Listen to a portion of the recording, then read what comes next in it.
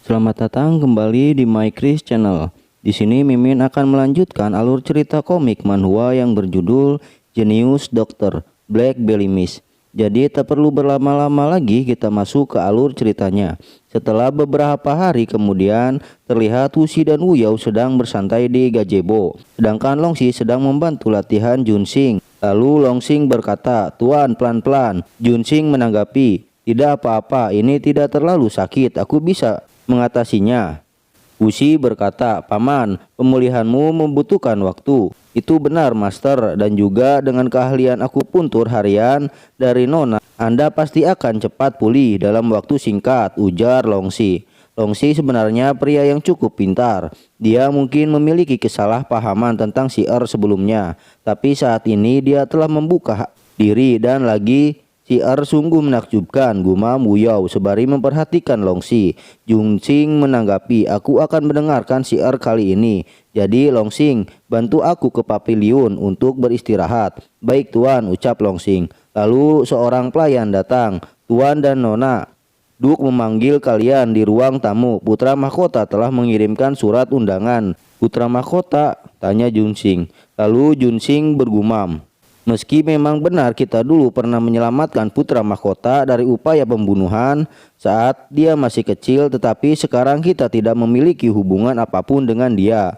Sementara itu Wuxi menanggapi, "Baiklah, aku akan ke sana." Lalu dengan serius Wuyao bergumam, "Putra mahkota sekarang dalam keadaan terburu-buru." Lalu Xin pun berpindah di ruang tamu. Terlihat kakek Si sedang mendengarkan surat dari seorang pelayan dari putra mahkota. Setelah selesai menyampaikan isi surat dari putra mahkota, pelayan itu berkata, "Kami akan menunggu nona muda di istana Lin Yuan." Setelah itu pelayan istana pun berlalu pergi dari kediaman Duk. "Aku biasanya tidak terlalu berinteraksi dengan putra mahkota. Meskipun dia bukanlah orang jahat, entah mengapa undangan mendadak ini dikirim ke kediaman kita." "Si bagaimana kalau kamu?" ungkap kakek Si. "Kakek, aku akan baik-baik saja," ujar Wuxi. Wuyao menambahkan, "Jangan khawatir, aku akan pergi dengannya. Jika terjadi sesuatu, aku pastikan untuk menjaganya." "Itu benar ayah, dengan adanya Wuyao di sana semuanya akan baik-baik saja. Jadi ayah tidak perlu khawatir," ungkap Junsing. Sembari menghela napas, kakeknya berkata, "Baiklah, tetapi kalian harus berhati-hati." Setelah itu Xin pun beralih di istana Lin Yuan. "Bagaimana menurutmu? Aku melakukannya dengan baik bukan?" tanya putra mahkota. "Kamu melakukannya dengan baik," jawab Wuxi dengan kebingungan dengan merasa aneh. Lalu Xin Yuan bergumam, "Kenapa juga si Wuyao itu datang? Padahal aku tidak mengundangnya." Setelah itu Wuxi melihat sekeliling tempat jamuan putra mahkota seperti mencari sesuatu. Xian Yuan berkata, "Kenapa kamu tidak duduk? Apa yang sedang kamu cari?" Wuxi menanggapi, "Racun yang berada di dalam tubuhmu telah terakumulasi selama beberapa tahun dan aku sedang memikirkan dari mana asal-usul racun itu." Wuyao berkata, "Telah diracuni begitu lama, pastinya memiliki asal penyebabnya yang mungkin familiar atau sering digunakan. Aku juga sudah menduganya. Tak peduli di mana aku mencari penyebabnya dan beberapa kali aku mencoba, aku tidak menemukan sedikit pun petunjuk," ungkap Xin Yuan. "Oh, itu benar-benar menarik," ujar Wuxi. Setelah itu Wuxi memberikan botol pil seraya berkata, "Pertama minumlah ini." "Apa ini?" tanya Xin Yuan. Wuxi menjawab, "Jika akan mencoba memancing mereka keluar dari persembunyiannya, jadi perlu untuk menanam beberapa umpan terlebih dahulu, dan obat ini dibuat khusus untuk kamu minum. Ketika kamu bereaksi dengan racun, tubuhmu akan merasa tidak nyaman." Setelah itu Xin Yuan meminum obat itu tanpa ada keraguan apapun. Tetapi Wuxi bergumam setelah melihat Xin Yuan meminum obat itu, "Tapi kamu akan merasa mual yang cukup parah." Setelah itu Xin Yuan menyicikan sebuah minuman. Lalu Xin Yuan berdiri sembari berkata, "Anggur ini dibuat oleh ibuku dan ini disebut minuman Jade Wine dan dibuat dengan menggunakan metode rahasia yang diwarisi nenek moyangnya, dan anggur ini adalah yang terbaik. Dan juga aku cukup senang telah beraliansi denganmu, bersulang untuk aliansi kita." Setelah itu Xin Yuan pun meminum anggurnya dan tak lama kemudian Seorang pelayan menginformasikan kedatangan Xuan Pei dan Bayun Xian. Dalam hati Xian Yuan berkata sembari menatap kehadiran Xuan Pei dan Bayun Xian, kenapa mereka datang ke sini? Saudaraku, sudah lama tidak bertemu. Kenapa kamu begitu dekat dengan Nona Jun? Ujar Xuan Pei. Xuan Yuan menjawab, dengan siapa aku berteman itu bukanlah urusanmu. Tentunya kamu kesini tidak untuk mendiskusikan urusan pribadiku kan? Xuan Pei menjelaskan, aku tidak akan berani. Aku hanya mendengar kabar bahwa akhir-akhir ini kakakku sedang peduli dengan orang lain dan bahkan sampai mengambil sampah orang lain dan ingin merawatnya sebagai harta yang berharga. Dengan marahnya Mo Xian Yuan menanggapi, Mo Xuan Pei, betapa kasarnya perkataanmu. Tetapi tiba-tiba Mo Xian Yuan kesakitan. Lalu Xuan Pei menghampiri kakaknya. Kakak, apa kamu baik-baik saja? Apa kamu merasa sakit? Tetapi dalam pikiran Xuan Pei ia berkata, ada rumor mengatakan dia semakin membaik, jadi aku harus memastikannya. Sementara itu setelah melihat keadaan ini, Wuxi langsung berdiri lalu ia bergumam, obatnya mulai bereaksi. Tidak heran kenapa dia tidak memberitahunya. Apa yang dimaksud dengan perasaan tidak nyaman itu? Gumam Wu Yao sembari melihat Wuxi. Setelah melihat keadaan kakaknya, Xuan Pei berkata, kebetulan Yun Xian membawa beberapa pil Yulu, mungkin ini dapat membantu. Jadi tolong ambil ini kakak. Lalu Bayun Xian memberikan botol pil. Dengan masih kesakitan, Xian Yuan berkata, tidak butuh, terima kasih atas kebaikanmu. Lalu Xian Yuan berkata kembali, sekali lagi kutanya untuk apa kunjunganmu ke sini? Xuan Pei menjawab, apa yang kamu maksud? Kita kan saudara, apa aku tidak diizinkan untuk datang melihat apa yang kamu lakukan? Dan ini pil Yulu sulit untuk mendapatkannya. Jadi bagaimana kalau kakak ambil satu? Dan pastikan apakah itu akan dapat membantumu. Sembari menatap Wuxi, Xian Yuan bergumam, karena aku sudah bersekutu dengan Jun Wuxi, aku jelas akan berpihak padanya. Tapi hanya saja aku masih ragu apakah dia memiliki kemampuan untuk bersaing dengan sekte Xing Yun. Dengan tidak senang setelah melihat keraguan dari muka Xian Yuan terhadap Wuxi, Jun Wuxi berkata, putra mahkota, apakah kamu berpikir pil Yulu ini tidak akan dapat membantumu? Nona Bai, apa yang kamu maksud? Aku baik-baik saja. Untuk mengambil pil ini hanya akan menyia-nyiakannya, jawab Xian Yuan. Dengan kesalnya Bayun Xian bergumam, si idiot ini beraninya dia memandang rendah pilku. Lalu dengan mengerutkan alisnya, Xuan Pei menanggapi, tampaknya kamu kebingungan saudaraku. Orang lain tidak akan seberuntung ini untuk dapat menerima obat buatan Yuan Xian. Dan juga kamu tidak harus tertipu oleh penipu berwajah cantik itu. Wuxi menanggapi, apakah kamu benar-benar tidak takut menuai apa yang telah kamu tabur? Dengan kesalnya sembari menunjuk Jun Wuxi, Xuan Pei berkata, Jun Wuxi, apa maksud dari perkataanmu itu? Apakah kamu pikir keluarga Jun dapat melindungimu dari menghina keluarga kerajaan? Seakan tak terima pujaan hatinya dibentak dengan sentilan dari jarinya membuat tangan Xuan Pei patah. Seolah Xuan Pei tidak mengetahui apa yang terjadi. Dengan kesakitan Xuan Pei berkata, apa yang terjadi? Tanganku sakit. Sementara itu dengan tatapan seriusnya Wu Yao bergumam, potongan sampah ini berani menunjuk jarinya kepada si jadi terimalah itu. Tetapi beralih dari pertikaian para manusia, si kucing hitam dengan sengaja menjatuhkan botol obat dengan menggunakan ekornya. Dan setelah itu botol itu pun hancur dan obatnya pun berserakan. Di saat si kucing hitam akan menghampiri obat Bayun Xian, dengan cepatnya Wuxi mengambil kucingnya seraya berkata, jangan memakannya, itu kotoran. Dengan kesalnya Bayun Xian bergumam, dia beraninya bilang pilku kotoran. Lalu Bayun Xian berkata, Nona Jun, pil Yulu ini mungkin bukanlah harta nasional, tapi mereka masihlah sangat sulit untuk dibuat. Dan sekarang kucingmu telah menghancurkannya. Tidakkah kau punya sesuatu untuk dikatakan? Dengan menggelengkan kepalanya, Jun Wuxi bertanya, apakah pil ini sulit untuk dibuat? Xuan Pei menanggapi, Jun Wuxi, tidakkah kau tahu teknik untuk pembuatan pil ini adalah rahasia sekte Xing Yun? Bahkan jika kamu memohon tidak mungkin kau bisa mendapatkannya. Setelah itu Xuan Pei bergumam, sialan, Jun Wusi dulu selalu melekat dan mengikutiku, tetapi sekarang dia malah memandang rendah aku. Seakan meremehkan Wusi bertanya, apa bahkan sampai memohon. Seakan dirinya diremehkan, Suan Pai dengan kesalnya ia berkata, pil ini pada awalnya untuk meringankan penyakit putra mahkota, tapi sekarang kamu telah merusaknya. Jadi ini akan dianggap sebagai penyerangan terhadap keluarga kerajaan. Jadi keluarga Jun tidak akan lolos dengan kejadian ini. Dengan tatapan marahnya Jun Wusi bergumam, begitu berisik dan dia bahkan berani membuat masalah dengan keluarga Jun. Lalu Wusi menatap Xian Yuan. Ini hanyalah beberapa pil. Aku bisa mengkompensasi kamu untuk semuanya. Jadi putra mahkota, biarkan aku meminjam ruang pembuatan obatmu. Dengan senang hati Xian Yuan mempersilahkannya. Setelah itu Xian Yuan bergumam, Jun Wusi, biarkan aku melihat apakah kau benar-benar layak untuk kupercayakan. Setelah itu Xin pun berpindah di medicine room.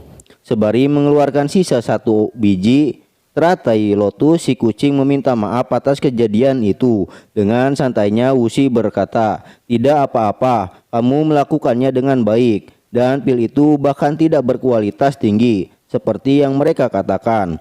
Bahkan itu lebih berbahaya jika untuk dikonsumsi. Dan juga itu hanyalah alat bagi mereka untuk terlihat peduli sambil mencoba menghinaku pada saat yang sama. Si kucing berkata, Master, apakah kamu akan menggunakan sisa 1 biji teratai yang terakhir kali? Ya, meski lebih awal dari yang direncanakan, karena kita harus cepat menyelesaikannya, ungkap Wusi.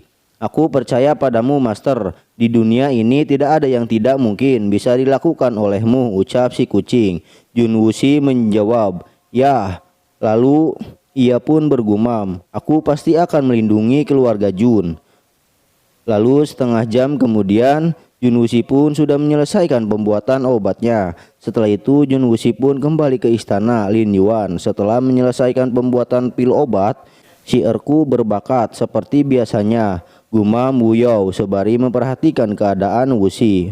Sementara itu dengan khawatirnya Xin Yuan bergumam, apakah dia berhasil? Dengan terheran-heran Suan Pai bergumam, bagaimana bisa dia menyelesaikannya dengan cepat? Seraya meremehkan Bai Yunxian bergumam juga, cuman tampilannya saja. Bagaimana bisa dikerjakan dengan cepat? Bahkan masterku tidak sanggup membuat pil dengan begitu cepat. Ini adalah obat yang telah aku buat untuk membayar hutangku, ungkap Wusi. Mungkinkah dia berhasil membuatnya, gumam Suan Pai. Sembari memberikan kepada Bai Yunxian, Suan Pai berkata, mungkin saja kamu mencoba menipu kami dengan menggunakan bahan berkualitas rendah. Jadi biarkan Yunxian yang memeriksanya. Bai Yunxian menanggapi, Suan Pai benar, jadi aku harus memeriksanya secara menyeluruh. Setelah dibuka tutup obatnya dengan aroma lotus menyebar di mana-mana, dan Bai Yunxian sangat terkejut. Dan ia pun bergumam, bagaimana mungkin warna ini, aroma dan juga energi yang terkandung semuanya sama dengan apa yang dibuat masterku. Bahkan ini terlihat lebih baik daripada sebelumnya. Yunxian, apakah semuanya baik-baik saja? Jangan lupa untuk tujuan apa kita ke sini, sapa Suan Pai. Dengan terkejut Yunxian menanggapi dengan bergumam, itu benar. Tak peduli sebagus apa pil yang dia buat, aku harus membuatnya tampak seperti kegagalan. Dan tak lama kemudian Yunxian berkata, apa kamu mencoba membodohi kami dengan sampah ini? Lalu Yunxian bergumam, lagi pula tak ada satupun dari mereka yang dapat membedakannya. Kamu melakukannya dengan baik, ucap Wu Yao sembari mengelus Wusi. Lalu Wusi menanggapi, jangan terburu-buru untuk menilai. Segera kita akan mengetahui pil itu sampah atau tidak. Jangan bilang kau benar-benar berpikir bisa membuat pil berkualitas tinggi, ucap Suan Pai. Sementara itu Bai Yunxian bergumam, aku harus menemukan cara untuk menyimpan pil ini dan membawanya kembali ke master. Jika aku mengatakan bahwa pil ini buatanku, master pasti akan memberikanku hadiah. Dengan menghela napas, Suan Pai berkata kembali, jadi apa yang harus ditunggu? Tampaknya kamu hanya ingin mengulur-ngulur waktu. Tiba-tiba seseorang pelayan datang sembari membawa hadiah berupa emas. Yang mulia telah menerima obat berkualitas tinggi yang baru saja Anda kirimkan padanya, dan dia bersyukur atas kerja Nona. Setelah itu hadiah emas itu diberikan kepada Bayun Xian. Dengan celangak-celinguk Bayun Xian kebingungan atas apa yang terjadi. Lalu Xuan Pei bertanya, "Apa yang terjadi Yun Xian?" Dengan kebingungan Yun Xian menanggapi, "Kapan aku mengirimkan obat?" Sementara itu dengan tersenyum Wuxi menjelaskan, "Setelah aku menyelesaikannya, aku mengirimkan beberapa sampel untuk Yang Mulia." Tampaknya evaluasi dokter kekaisaran menganggap pil ini berkualitas tinggi. Dengan kesalnya setelah dipermalukan Wuxi, Xuan Pei berkata, "Yun Wuxi, apa yang telah kau rencanakan?" Seolah tidak tahu malu, Yun Xian berkata, "Baiklah, aku menerima ini sebagai kompensasi dan melupakan kejadian, tapi tidak untuk kedua kalinya." Sementara itu sang pelayan merasa kebingungan apa yang sedang terjadi di sini. Setelah dipermalukan, Xuan Pei dan Bayun Xian pun pergi di tempat putra mahkota. Tetapi sebari berlalu pergi, Xuan Pei berkata, "Yun Xian, bagaimana bisa kamu membiarkan berakhir seperti ini? Aku masih belum bisa membantumu sama sekali, jadi tunggu aku." Akan tetapi si pelayan itu masih berkata, "Nona Bai, jangan melupakan hadiahmu." Dengan merenung, Wuxi bergumam, "Lain kali aku tidak akan membiarkanmu pergi dengan mudah." Ternyata 1 jam sebelumnya Yun Wuxi menyerahkan pil buatannya kepada si pelayan untuk dikirimkan kepada Yang Mulia. Dan Wuxi mengatakan pil ini dikirimkan oleh Bayun Xian kepada si pelayan. Setelah itu Wuxi menjelaskan kepada Xian Yuan menggunakan cara ini hanya sebagai tipuan. Dan Yang Mulia pasti memerintahkan dokter kekaisaran untuk memeriksa pil ini dan menentukan kualitasnya sebelum dia memberikannya hadiah sebagai imbalan. Dan juga jika hal ini berjalan sesuai rencana, maka tidak ada lagi ruang untuk dia dapat melakukan trik kotor. Dengan tertawa Xian Yuan menanggapi, "Jadi itu yang terjadi.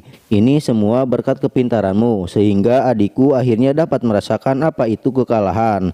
"Oh iya, kamu harus mengambil ini," ucap Wuxi sembari mengeluarkan botol pil obat. "Apalagi kali ini," ucap Xin Yuan. Wuxi menjelaskan, "Ini akan dapat membantu menekan racun. Dan juga jangan khawatir, untuk yang satu ini tidak memiliki efek samping. Dan setelah aku kembali, aku membuat penawar lainnya yang langsung dapat menghilangkan sumber racun." Xian Yuan menanggapi, "Aku ingat sebelumnya setelah meminum wine, aku merasa mual. Sepertinya apa mungkin penyebabnya jade wine, tapi itu bagaimana mungkin? Karena kamu tidak dapat menemukan jawabannya, bagaimana kalau kita periksa tong anggurmu?" Xian Yuan menjawab, "Baiklah." Setelah itu Xin pun berpindah di ruang penyimpanan jade wine. Xian Yuan berkata, "Ada di sebelah sini. Semua anggur jade wine disimpan di sini dan hanya ada tersisa 5 tong. Dan juga biasanya aku akan memerintahkan pelayanku untuk mengambil wine dari salah satu tong ini. Di saat Wuxi akan menggapai tong anggur, dengan cepatnya Wuyo menghentikan tangan Wuxi. "Jika itu benar-benar diracuni, aku tidak akan membiarkan tangan kecil si terluka. Jadi biarkan kakak mengujinya untukmu." Lalu Wuyo pun mengambil beberapa tetes jade wine dari jarinya. Lalu ia mencium bau jade wine. "Tidak ada racun di sini," ucap Wuyo. Dengan terkejut Xian Yuan berkata, "Tapi anggur yang kuminum sebelumnya diracuni. Kamu sebaiknya memperhatikan baik-baik orang-orang yang berada di sekitarmu," ujar Wuyo. Sementara itu Wuxi dikejutkan ketika White Lotus berkata, "Master, Master." Lalu Wuxi menanggapi, "Aku tidak melupakan janji kita sebelumnya." Dengan berbisik-bisik White Lotus berkata kembali, "Master, kamu yang terbaik." Setelah itu Wuxi berkata kepada Xian Yuan, "Aku menginginkan wine ini." Xian Yuan menanggapi, "Aku akan mengirimkan wine ini, jadi jangan khawatir." Setelah itu Wuxi dan Wuyo pun meninggalkan kediaman putra mahkota. "Apakah kamu meminta jade wine untuk kultivasi biji lotusmu?" tanya Wuyo. "Ya, dari jenis cairan yang disebutkan di dalam buku hanya ini satu-satunya cara yang bisa aku temukan," jawab Wuxi. Wuyo berkata, "Mengapa kamu tidak mengatakan sebelumnya? Jika itu hanya untuk kultivasi roh tanamanmu, aku bisa menemukan cairan yang jauh lebih baik dan berkualitas tinggi." Wuxi menanggapi, "Apa yang kamu inginkan?" Lalu Wuyo menjawab, "Panggil aku kakak." Dengan tanpa ragu-ragu, Wusi langsung memanggil Wuyao dengan memanggil kakak. Setelah itu Wuyao pun memberikan mutiara runmu kepada Wusi. Wusi bertanya, apakah ini pupuk? Wuyao menanggapi, kamu bisa menyebutnya seperti itu, dan juga aku akan mencarikanmu cairan yang lebih baik setelah aku mengurus beberapa hal.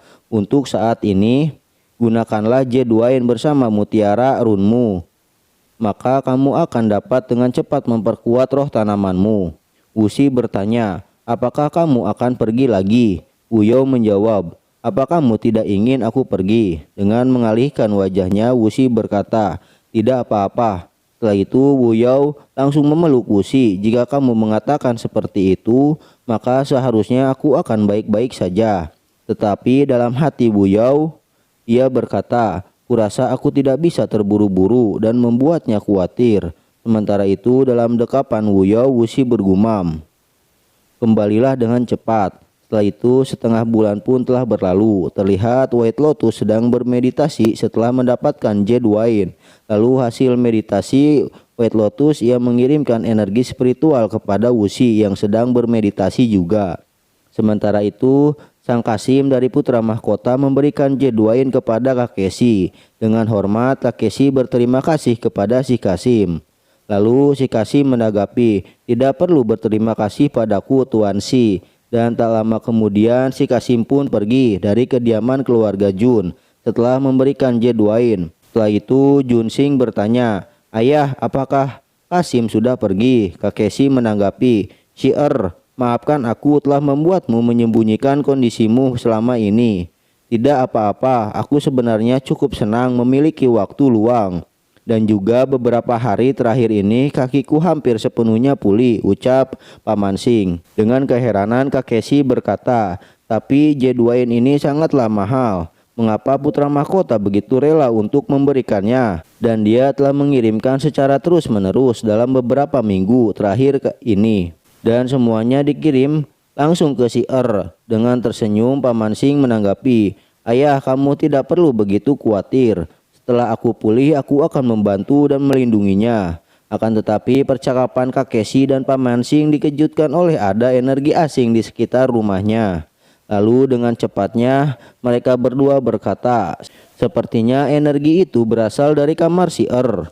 Dan dengan khawatir mereka berdua pun langsung menuju kamar Wusi. Dengan mengetuk-ngetuk pintu kamar Wusi, sang kakak berkata, Shi'er, apa kamu baik-baik saja? Sementara itu di dalam kamar Wusi terlihat Wusi sudah selesai bermeditasi. Lalu ia bergumam, aku akhirnya memiliki kemampuan melindungi diriku sendiri. Karena di luar kakek dan pamannya memanggil terus-menerus, Wusi pun membuka pintunya.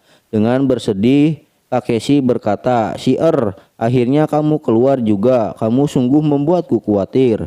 Lalu Paman Sing menambahkan, Wusi, kenapa kamu tidak menjawab sebelumnya dan apa yang terjadi? Dengan kebingungan Wusi bertanya, Paman, kakek, ada apa? Kami merasakan gelombang energi datang dari kamarmu. Jadi kami pikir seseorang menyerangmu, ucap Paman Sing. Dengan tersenyum Wusi menjelaskan, Paman, kakek, aku telah memasuki tingkat spirit warna merah.